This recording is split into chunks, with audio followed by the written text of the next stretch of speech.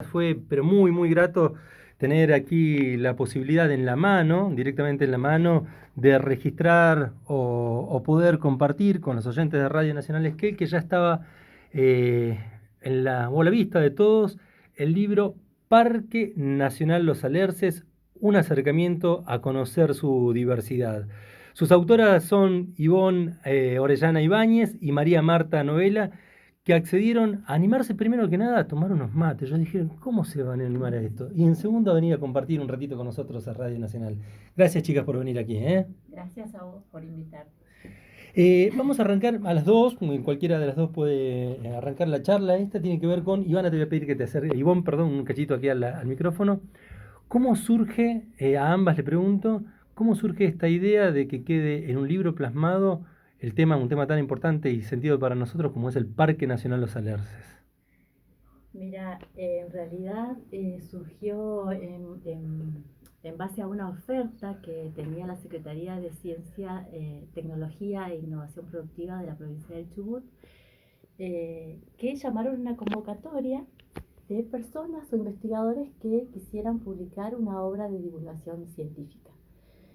Y entonces ahí pensamos que era como una buena oportunidad para plasmar información que había sobre el parque. Entonces convoqué a María Marta, que conocía su trabajo en el Parque Nacional Los Alerces, había ido a un par de charlas de ella, no nos conocíamos en ese entonces. Ah, mira vos, qué bueno. Bueno. Linda oportunidad para conocerse, ¿eh? Sí, de nombre sí, sabíamos, sí, yo también conocía el trabajo de Ivonne. Sabía de su trabajo sobre la vegetación del parque, pero bueno, nunca habíamos trabajado juntas ni en principio tampoco teníamos pensado publicar, cada una tenía su investigación por su lado y bueno, esta la verdad que fue una oportunidad hermosa y yo le agradezco a Ivonne que fue la que me convocó. Así que... A mí me parece muy interesante, más allá de muchas cosas, ¿no? Pero dos en particular. Primero, la conjunción del trabajo que han realizado entre una profesora de historia y también una bióloga. Creo que ahí se amalgaman o se juntan dos formas de concebir un mismo lugar, en este caso el Parque Nacional Los Alerces, ¿no? Sí, un poco la idea que me parece que sustenta eso es comprender que el parque, como tantos otros lugares, en realidad es un paisaje biocultural, es decir, que no es solamente la naturaleza, Excelente. los árboles, los alerces, sino que también hay una historia en la cual los sujetos sociales interactuaron con esos elementos naturales a lo largo del tiempo. Entonces, que entender esas relaciones, cómo se fueron dando y cómo fueron evolucionando y cambiando a lo largo del tiempo, es tener una visión más amplia y más verídica, si quisiéramos, por decir así, de la realidad de este espacio. Cuando arrancaron el trabajo de investigación, primero quiero comentarle a los oyentes que tiene una diversidad enorme de miradas y enfoques esto del Parque Nacional Los Alerces, y lo digo aunque me reten después. Esto da para el segundo y tercer trabajo del Parque Nacional porque es muy rico, ¿no? ¿Cómo encaran el proceso de trabajo hasta llegar al libro? Mira, en mi caso yo vengo trabajando en el parque desde hace alrededor de 10, 15 años. Y yo antes estaba vinculada al CIEFAP y al CIEFAP llegaron varias demandas de parques de cuestiones que ellos precisaban que nosotros hiciéramos aportes. Entonces, yo trabajo con ecología de especies invasoras, entonces uno de los primeros trabajos que hice fue el relevamiento de plantas invasoras del parque. Y, y bueno, y más adelante otro trabajo que fue más grande, que fue en el marco de actualización del plan de gestión del parque, que ahí tomé una consultoría donde había que, ellos pretendían como principal producto un mapa de vegetación a una escala que fuera superadora del mapa que tenían previamente. ¿Era un mapa muy viejo cronológicamente? Mira, ellos tenían un mapa que era escala 1 en 500.000, con ese nivel de detalle. Y se había hecho más o menos en el año 95-97, si mal no recuerdo. Y ellos querían llevarlo a una escala de 1 en 100.000. entonces como con bastante más, sí, un mayor nivel de detalle, digamos, que pudiera permitir identificar y cuantificar las superficies de cada tipo de bosque, básicamente. Y bueno, y ahí empecé como a interiorizarme más, a leer mucho. Ambas con María hicimos el proceso de visitar las bases de datos que tiene Parques Nacionales en Bariloche y en Buenos Aires también. Y entonces empezamos a recopilar información sobre el parque. Y bueno, y finalmente después trabajé también con alumnas que han hecho relevamientos en la zona del Alerzal. Entonces, y aparte yo lo he visitado, no sé, por lo menos 15 veces, entonces siempre voy registrando claro. Qué hay. Y bueno, así se fue profundizando, digamos, ese conocimiento sobre el parque. Sobre el Parque Nacional, ¿no? Que todo ese trabajo es el que se resume un poco en ese capítulo de vegetación. Excelente. Y ahí vuelvo 2 pasos, María Marta, hasta el tema del que nombrabas, ¿no? Que me parece importante esto de resaltar que el lugar tiene una historia, tienen pobladores. Sí, tenemos que hacer un breve paseo, panorama sobre los pobladores de ahí del Parque Nacional Los Alerces. ¿Tuvieron la oportunidad de charlar con ellos y brindar historias también que no estaban tan conocidas aquí en la zona? Sí, en el caso mío trabajamos en la carrera de Administración de Empresas Turísticas, acá en la Facultad de Ciencias Económicas, con varios proyectos cuya idea fundamental era esta cuestión de investigar y valorar el patrimonio cultural de la zona, y en el caso particular del parque, en algunos de esos proyectos, parte de la tarea muy importante y muy enriquecedora fue el contacto con los pobladores, entrevistas a pobladores, algunos acá en Esquelva, en Trevelin, otros en su lugar, en sus casas, en el parque. En ese marco hicimos un librito chiquito que se llama Poblando en el Bosque, Historias con Alerces, hicimos un documental, hicimos un encuentro de memoriosos, hicimos un taller donde tratábamos también de ver las historias de los pobladores y cómo esto se podía incorporar al sendero Huella Andina. En fin, hicimos un montón de trabajos con otros colegas como, bueno, Débora Finkelstein, que trabajaba en las cátedras conmigo, Jorge Oriola, y sobre todo con los alumnos que hemos ido, como ella dice que estuvo un montón de veces en la Lersal, nosotros también estuvimos muchas veces en el parque hablando con la gente y trabajando con esto, ¿no? Y también me parece que es importante decir que la presencia, que ahí hacemos un paralelismo en el libro, porque los alerces, puede haber alerces hasta de 3.600 años, 3.600. si no me equivoco, y la presencia humana en el parque está datada en 3.000 años antes del presente.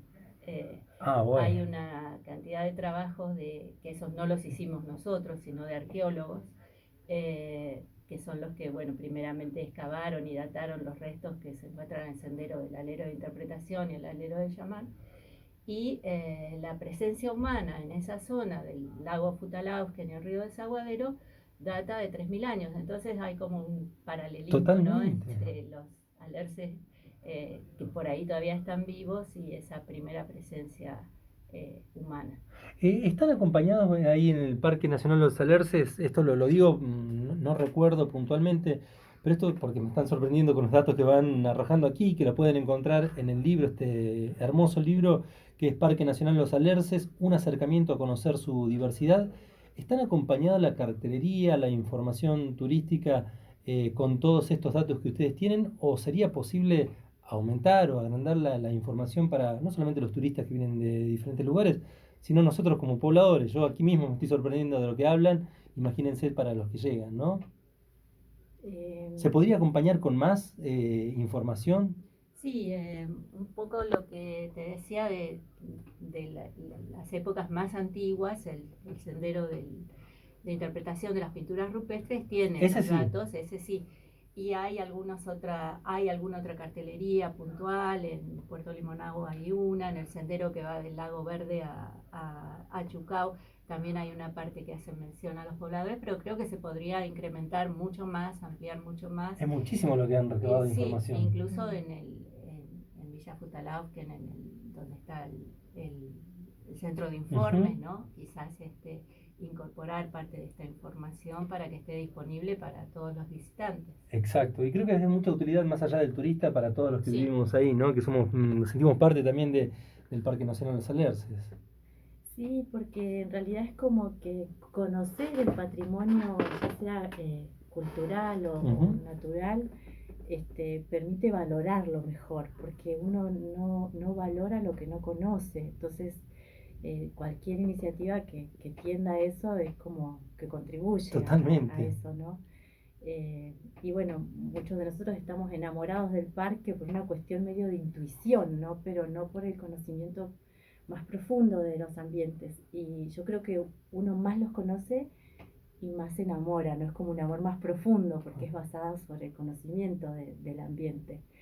Y yo sí he visto en el Alersal que la cartelería que tienen ahora es bastante, es muy novedosa, es muy linda, tiene bastante datos ecológicos y quizás sí en otras zonas del parque o por ejemplo en áreas que están muy invadidas por especies exóticas, en las zonas, digamos, de la margen sur del lago Futalaufken, por ahí sería interesante instalar cartelería que haga al visitante tomar conciencia de que hay ciertas especies que a lo mejor no es deseable que estén en esas áreas del parque. Nos referimos a estas especies que son ajenas a la flora y la fauna autóctona de ahí del lugar. Claro, mira, antes en parques nacionales había otra política, estoy hablando de cuando, en los inicios del parque, en el año 40, por ahí.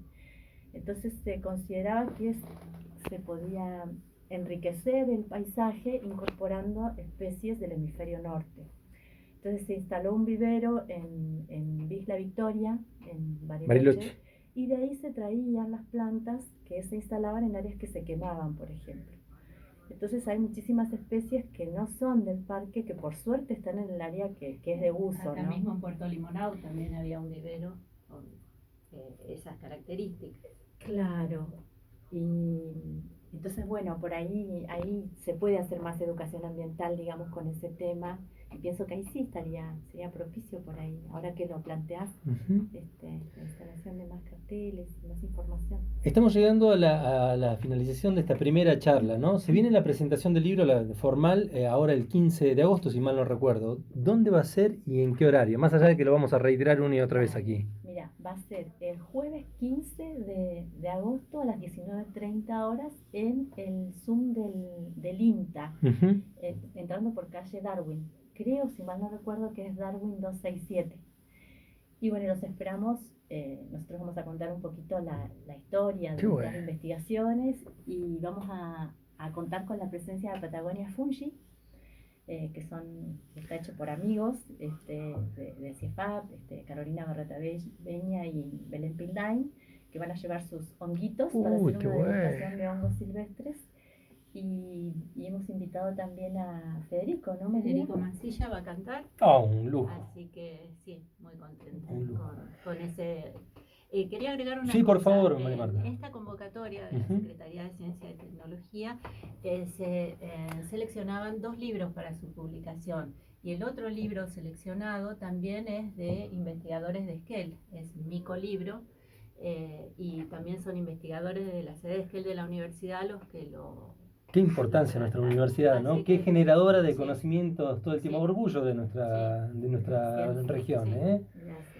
Brevemente, en 30 segundos cada una, la anécdota o el dato, tanto en la parte biológica como en la histórica, que más les sorprendió o que no lo tenían en cuenta a la hora de empezar la investigación. Cualquiera de las dos.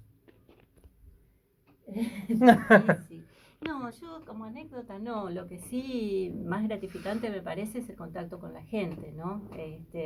Yo recuerdo, por ejemplo, haber estado en su casa entrevistando a doña Rosa Coronado de Alarcón, más de 90 años, o a Emma Salazar de Tardón, también más de 90 años, con toda una vida en ese entorno y bueno... y la verdad que la charla con ellas y poder haber estado con alumnos haciendo esas entrevistas es impagable. ¿Ivonne? Sí, ay, perdón, no recuerdo mucho la pregunta inicial, pero... Tiene que ver con un dato que te haya sorprendido, que no lo tenías en cuenta a la hora de comenzar este proceso de investigación, ¿no? Este, mira, para mí en realidad es como que fue todo el Todo, proceso, qué bueno. muy enriquecedor, porque cuando te pones a investigar sobre un área, vos empezás sabiendo muy poco de ese área, prácticamente nada. Y una cuestión que por ahí tal vez sea muy interesante son, que la otra vez comentábamos con María, los reportes de los guardaparques. Porque cuando visité el archivo de Parques Nacionales en Bariloche, me encontré con reportes escritos incluso a máquina de guardaparques que hacían recorridas en el Parque Nacional.